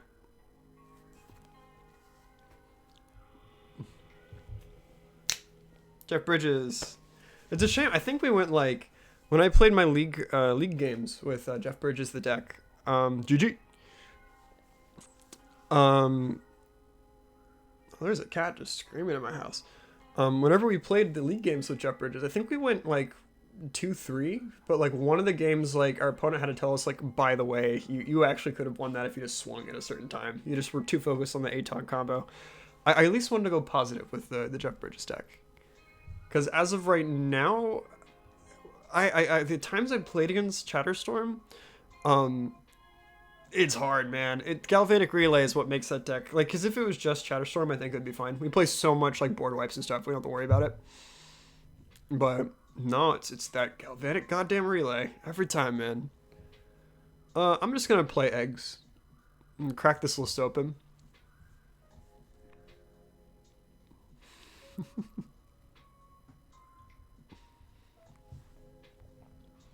I did shell out a little bit to get a hold of it, so might as well take advantage of it. Mendio Kratos. Alright, that is a reference to something. I know the Kratos, I don't know. Okay, so... Okay, now we're in eggs mode. Okay, so this hand we don't have access to black. How quickly do we get Thoughtcast online? Turn 3? Okay. Have the head again, have a nice stream. Thank you so much, man. Always good for you stopping by, too. Always appreciate it. This is probably my last round too, anyhow. Purity? Okay.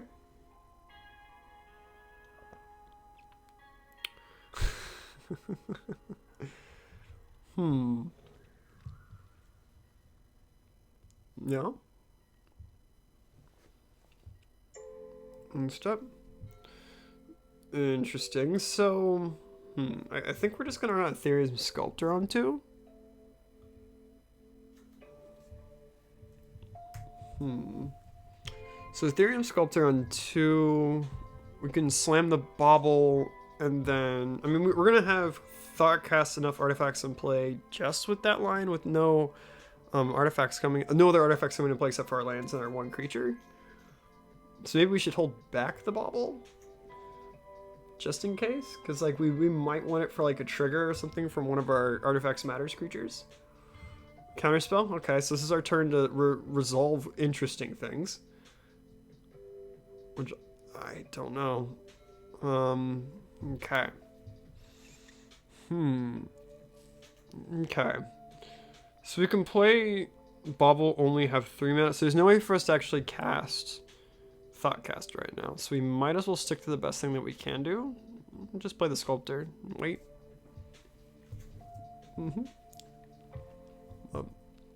This might be a mono blue. Might be mono blue. I actually have a harder time playing mono blue than black sometimes, because I actually forget like all of the actual like options they have access to, and I always screw something up, and I always get blown out by a snap, and I'm like, oh god, why? Oh, this is blue black. Okay, interesting. Interesting. Okay. So we know he has Counterspell, which our Thoughtcast will get countered immediately. We could try the Bauble as bait. See what he does. Like, I don't think anyone would get scared of this card. There's no... Oh wait, it was free. Duh. Goddamn idiot. I always screw that up. Yeah. We lost a mana. No, we just chill. He might counter our next egg, though. That's when we can usually get rolling, if we hit like any sort of like, any of the chromatic series of cards.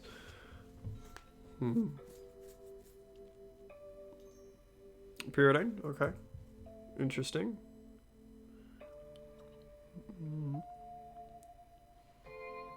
I mean, it's not really doing much to like develop his board, so this is never really bad. Granted, him doing that will have to, you know, be shields off for Counterspell. I do want my Thoughtcast though. It's very important for this list. Scrapyard Salvo isn't probably gonna end up being how we win the game. Ugh, I hate to say it that way. Because I think that card probably gets cut. Game 2. Okay, so would we rather have a Glaze Fiend, or I would much rather have Thoughtcast. So this will probably eat their Counterspell.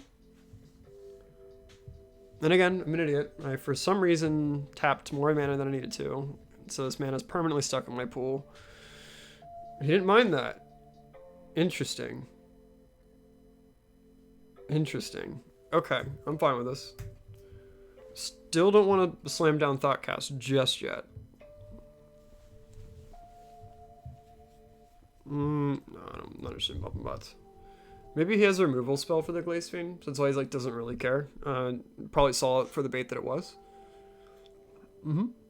Getting closer to the fish. Let's see, so they'll have 3 cards in the bin plus 4 lands, so they could theoretically play a fish this turn and tap out. I can't say why they would do that with Counterspell in their hand, but I'm just thinking. Oh. I'm okay with 1 damage. Another bridge, eh? Here we were wishing for bridges the previous round, and now we get them when we don't want to.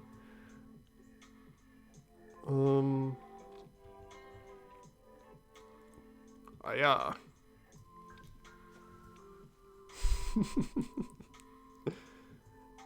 Deck, you're not supposed to give me this many lands. Because I like to have like 4 usually is where I like to be. Yeah, what are we on, 7? 7's not great. Especially when we have a card that makes all of our spells cheaper. We definitely do not need 7 lands. No. Alright, hit me with your fairy. Do you have the ninja? This would be the time to do it. Do it, do it. Okay. This list is so cool, though. I love blue-black Fae. It's one of my favorites. Still no. Okay. I probably should yield to this, so I'll have to deal with this over and over again. It reminds me a lot of Affinity, where it's like actually like a very robust deck. The engine is so like well tuned and everything. Like, low key love it. Okay. Come on. Eventually, it's not going to be cool to be playing something. Do we? I guess this keeps our count for Scrapyard Salvo the same, so it doesn't really matter. It gets us a card deeper to deck. Okay. Pirates Bulldog. You cool with this one?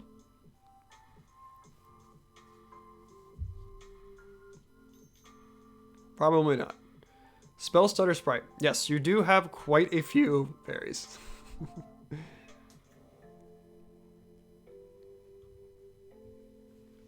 I think this matchup's the one where you bring in the Clark Clan Shaman. Might have messed that name up, but that one's super sweet. Like, oh, just eats up fairies like it's nobody's business. Downside is it also kills all of our guys, so that's not ideal, but I'm just gonna jump a fairy in front of this. I probably would. Seems like a pretty good trade. Nice takes it. Okay. Maybe he's had a bit of restraint here with the ninja. Oh no, because there's no reason why you would ever, you know, like forego drawing free cards just for the name of getting like a more optimal use out of your double spell starter sprite activation. Yep. I'm still astounded he hasn't hit like a oh, I'm sorry, I probably should have the actual game log open so I can know what he got. Got cast down. Okay. So Glaze Fiend certainly hit in the bin. Nope. Because no matter what I pick, you're gonna get a ninja anyways, so take my hits. Another artifact. I know he still has counterspell up. So if he uses cast down, he's gonna tap. Not tap out completely, but tap out enough to where he can thought cast and still be able to pay through Spell Pierce. So might as well pressure him a bit more.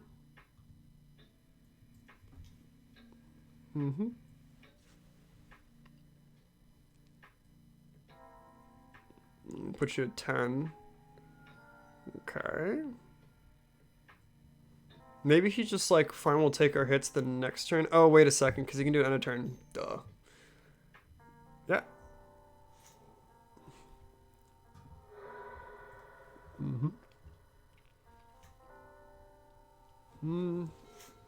3 on salvo ain't great. No sphere, okay. I'm still surprised by the lack of ninja. It's interesting. Given the amount of like cycling and draws he's done, he's bound to have like hit 1. It's crazy.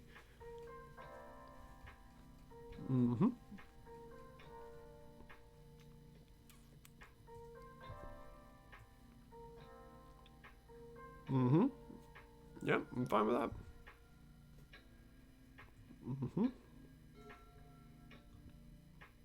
Egg. Number 1. Spell Stutter Sprite. Cool, he's still got counterspell up.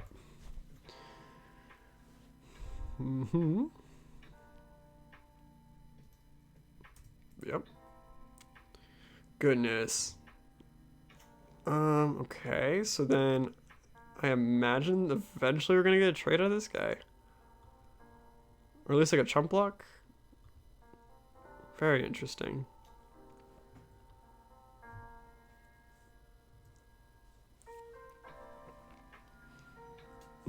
We're a few dead artifacts away from, like, just being able to scrapyard salvo them.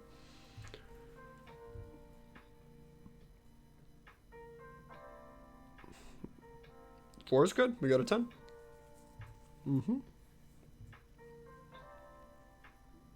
Yep. Still no ninja.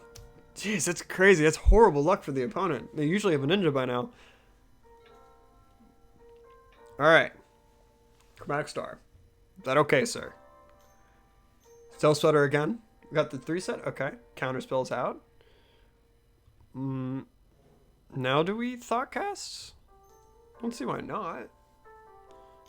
He has another one. What a boss. Alrighty.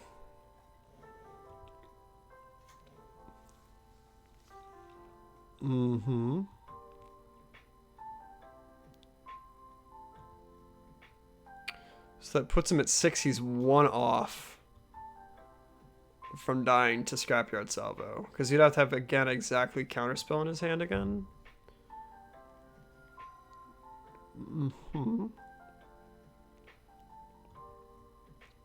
Is there a way to kill our own guy? Of course, if he has ninja now, we're screwed. Because then he can just counter our salvo. Just because he'll bounce Stealth Sweater Strike back to his hand, yada yada. Swing out, huh?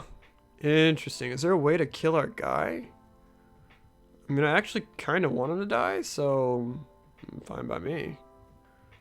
Let's bump butts. There it is. Right on time. And he bounced spell. Oh, he bounced the auger. Interesting.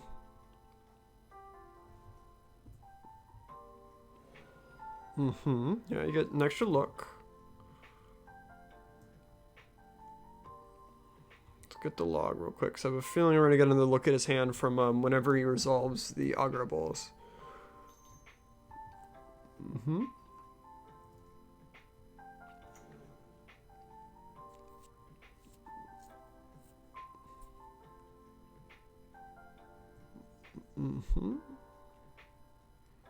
No cards. That sucks. That has clipped the crap out of my mic.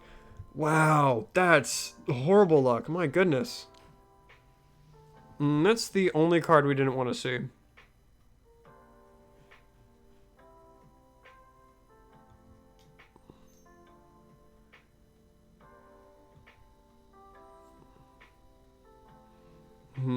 Because we needed any artifact right there, we would have won.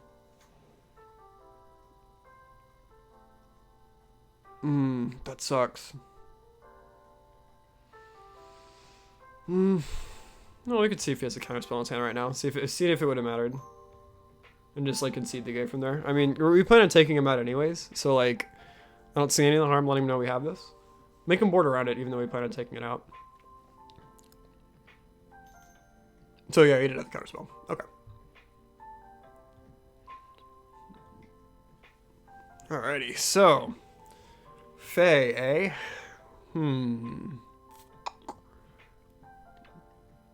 So the red elemental blasts obviously come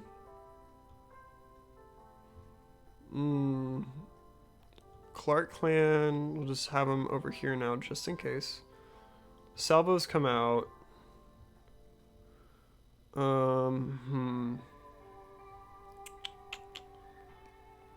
Let's see.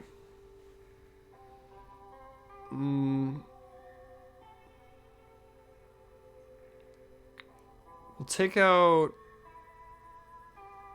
Okay, so what cards... So we're bringing Clark Clan. So, like, what cards can we not have sticking around? Glaze Fiend we can shave one of.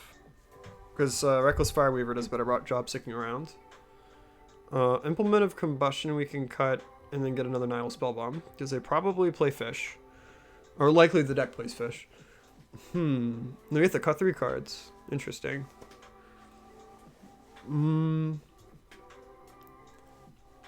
Let's see. Granted, that brings our payoff cards down to only 6. Technically 7 with Clark Clan. Thoughtcast, I could probably cut one of them. Maybe the second Nihil's too much.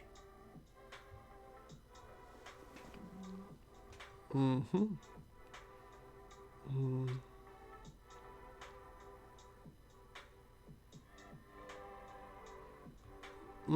I think maybe this many Clark clans is way too aggressive now I think about it. Because we are making our deck worse at what we do, like, versus like a very niche interaction, which is taking out all of his fairies at once. And it's making our deck not focus on what we need it to do. So I think, you know what, just going into 2 Clark clan instead, it's fine. We'd probably go the full 4 against the squirrel deck.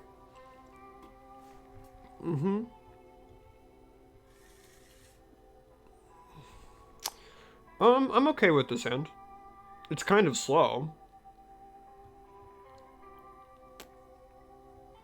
But it could be worse. Like, at least we have all our colors this time. We're not awkwardly, like, waiting for black sources to play our Glaze Fiends and stuff like that. Granted, the downside of it, all of our lands coming into play tapped, is you will have an opportunity to use Counterspell in the first spell we resolve, which isn't great. Implement's good. And we're gonna hold back our artifacts just whenever after we play Glaze Fiend.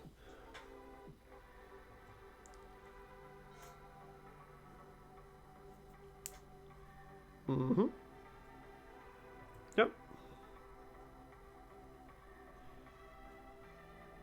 I'd be fine with them countering Ethereum Sculptor, actually. I'm fine with that. Because, like, if it resolves, like, excellent. If not, well, we have another one, so...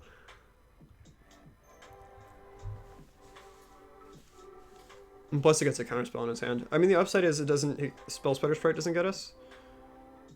Straight up, do not care about that card. God, Cloud of Fairies. Oh my god, I forgot about how insane that card was. Oh boy, woof. Because Cloud of Fairies right there would have worked. You could have countered my my guy on 2. Like, oh my god. Yeah, that deck was a little much. Back then, we at least didn't have as many one mana fairy options. So like it wasn't as crazy as it is right now. Like at least now to get to be able to counter on curve, you do have to have like a 1 mana fairy on exactly turn 1. But back then, no. You just Cloud of Fairies is good enough. Ninja? Okay, that's fine. That's fine. Draw cards, my friend.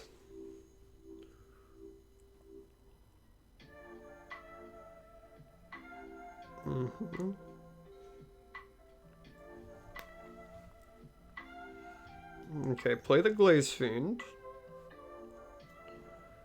I'll play the second Sculptor just so I can have a blocker for the Ninja. We're gonna hold the land back just so we can free another trigger of yield artifact ability here. Boy, how did I wish I could save these holds and stuff between games. Nope, we cannot attack. Granted, if they have Echoing Decay, this will suck. Makes our defender's plan not as good.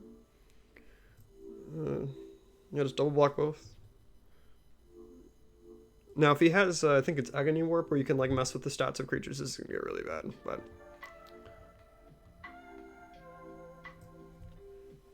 which they very well might. And then we're paying full cost for everything, which sucks. Is this it? Oh, deal 1 to each. Oh, it actually gets my entire field. I imagine they were really happy whenever they saw that. I probably should have thought about that. Walked into it a little bit. Yep. That's smarts. Sigh. Oh, or we could just draw another one. Okay. Granted, again, we're still in the same issue of they're not free.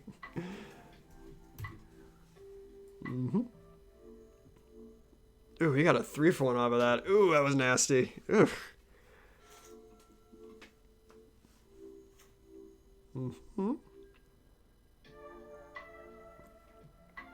Yeah. No, you draw your card, my friend. I'm okay with this. Mm-hmm. Generally, when you have an opponent like, you know, running an ninja into you every turn, you usually, you know, you can't win the game. Okay. Let's start with Furnace. I imagine this character is gonna die, but might as well. Mm-hmm. Play Chromatic Sphere.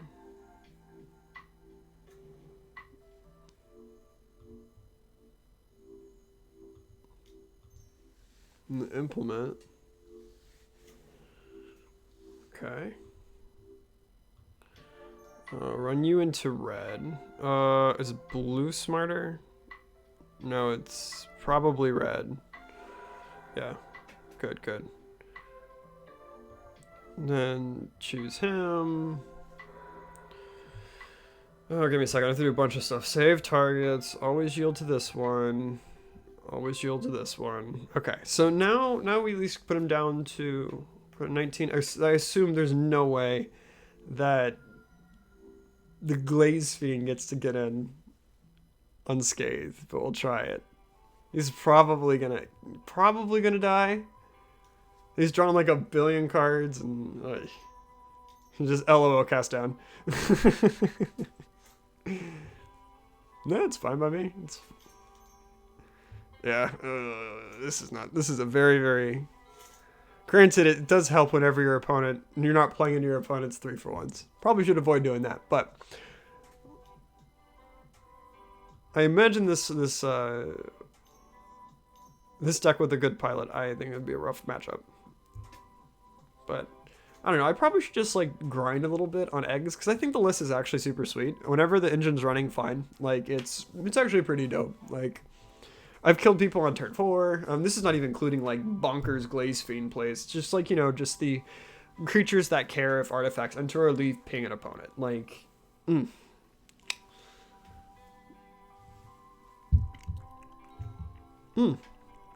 This is one of them.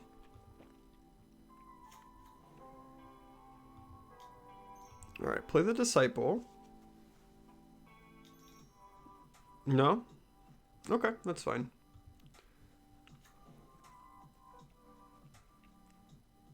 I think we're so dead. Get O2'd. Let's see, what's a card we got? Come on, something good. Pyrite? This deals with one of the ninjas. When did the second one come out? Oh my god. Ay, ay, ay.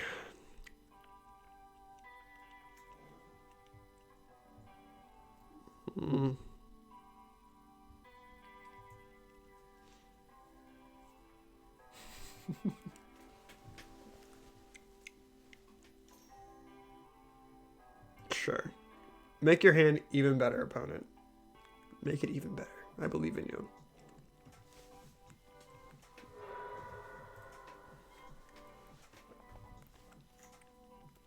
Totally not Ancestral Recall. Not as good. Being able to look at like 1 billion cards and get the exact 3 you need. Whew. Very good. Yeah, like I was watching, it was some of the Channel Fireball, like, you know, like best blue cards ever, and they were running through exactly like the logic of how they were trying to intentionally fix Ancestral Recall, and they made Brainstorm, of course, and wow, you triple ninja. Oh no, I guess we're making up for game 1 where they didn't draw for 1 billion turns. But yeah, no, they I mean, from the intent, it seems fine, right? Like before the existence of like fetch lands and stuff like that, like makes sense. You're at least putting 2 cards back. Granted, like once the fetch lands came into play, it's basically recall. Some people actually argue it straight up better. I don't really know about that one, but it's damn near close. Like, because you're able to take 2 crappy cards, turn them into good ones, and like, amazing. Oh, you're so dead.